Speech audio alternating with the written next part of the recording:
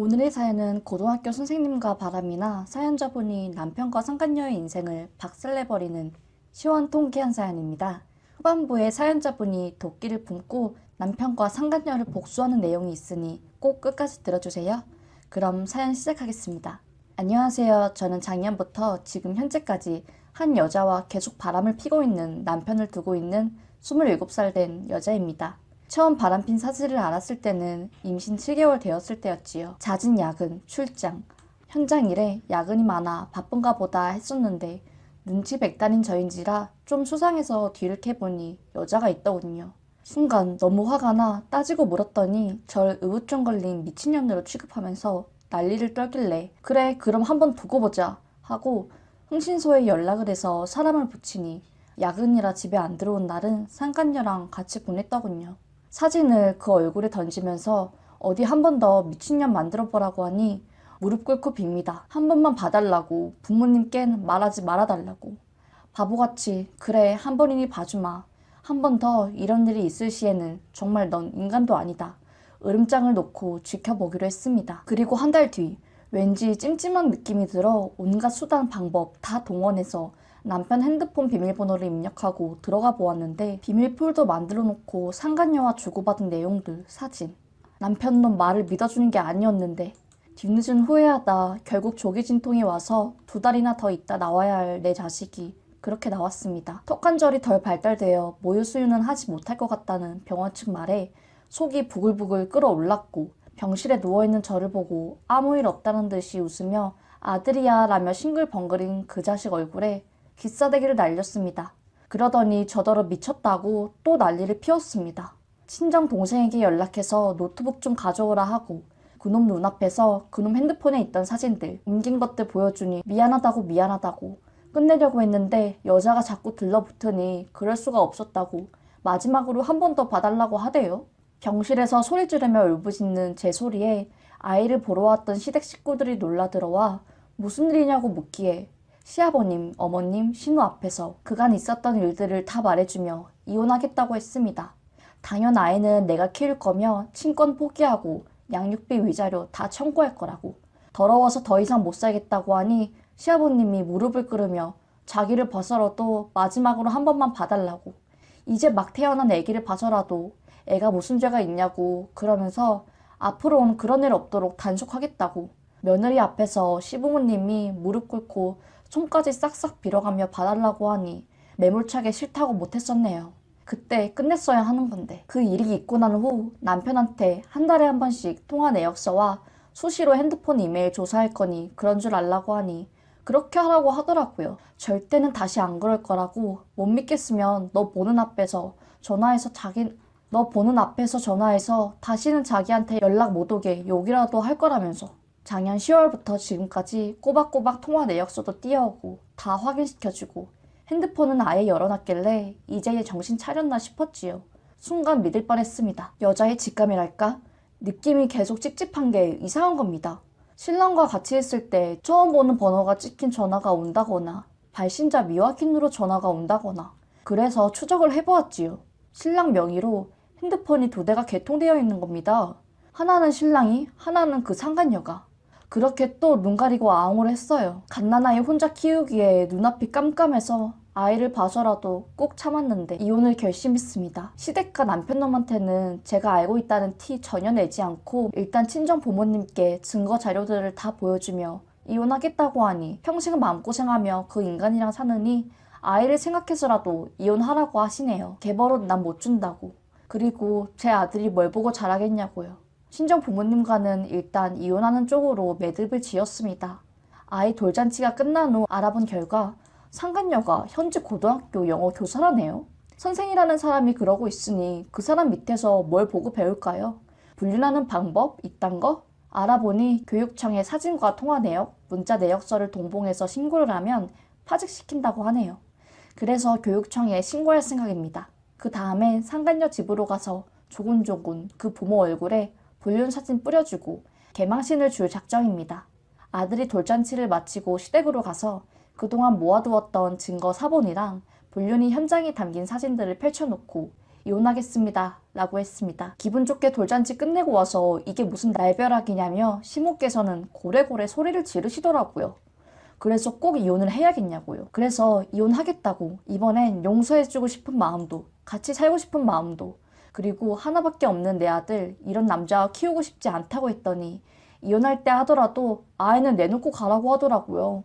정신 나간 여자처럼 한참을 웃고 이렇게 나오실 줄 알았다고 변호사와 미리 상의해 놓은 소장을 보여드렸지요. 여기서 합의를 보지 못하면 소송도 마다하지 않겠다고 했습니다.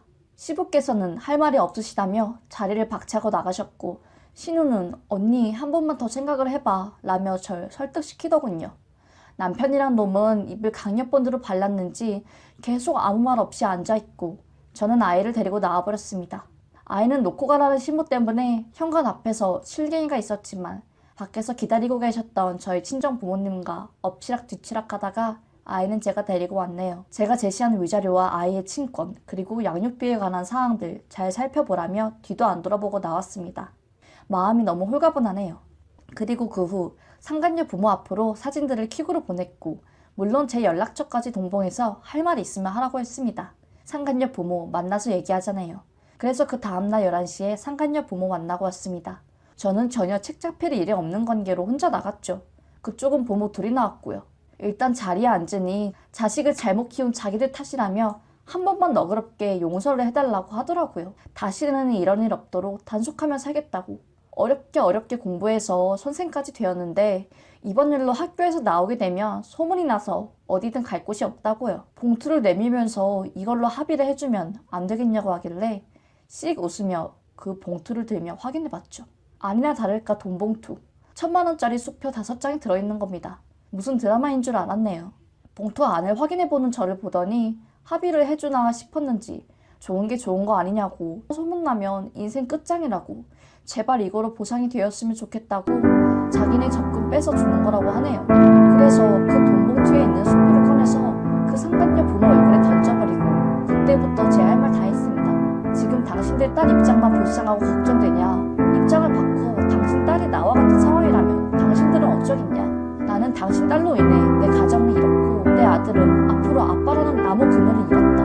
그걸 돈으로 때우려고 하는 당신들 이해도 되지 않을 뿐더러 나와 내 아들을 무시하는 행동이다. 나는 절대 합의를 해줄 의무가 없다. 혹 내가 당신들에게 돈을 받아내더라도 난 법원의 판결을 따르겠다. 그리고 난 절대 당신 딸 같은 불효덕한 여자가 신성한 교단에 서서 아이들을 가르치고 있다는 그 자체 하나만으로도 소름 돋고 그 학생들이 뭘 보고 배울까 걱정된다 라고 했지요. 그랬더니 상간녀 엄마라는 사람이 한다는 말이 남자가 바람을 핀 이유가 다 있는 게 아니냐. 집에서 와이프가 어떻게 행동을 했길래 남자가 밖으로 돌았겠느냐. 남편이 한눈을 판 이유는 당신에게도 있지 않느냐 라고 하더군요. 그래서 조곤조곤 설명을 다 해주었지요. 내 결혼 생활 중 나는 내 가정을 위해 최선을 다했고 부족함이 없다고 생각한다. 다만 임신했을 때 부부관계를 멀리했더니 남편이 끌어오르는 욕망을 참지 못하고 당신 딸이라는 사람과 붙어먹었다. 유부남인 줄 알면서도 그리고 선생이라는 사람이 그렇게 생각이 없나. 그리고 옷 벗고 여자가 덤비는데 마다하는 남자가 있나요? 고로 당신 딸은 그런 여자입니다. 라고 해줬더니 상간녀 엄마는 바들바들 떨더군요. 아빠란 놈은 한마디도 지지 않고 흥분하지도 않고 처음부터 같은 톤으로 조곤조곤 이야기를 하는 절 보고 좀 놀란 눈치더군요. 이제 할 말 없느냐. 없으면 난 일어서겠다 했더니 맞고소하겠답니다. 그래서 누구를 상대로 맞고소를 할 생각이냐고 그랬더니 저를 상대로 고소를 하시겠답니다. 여기서 벙쪘네요. 그래서 하라고 했습니다. 솔직히 쓰레기 편드는 것 같아 말 안 하려고 했는데 혼인빙자 간음죄?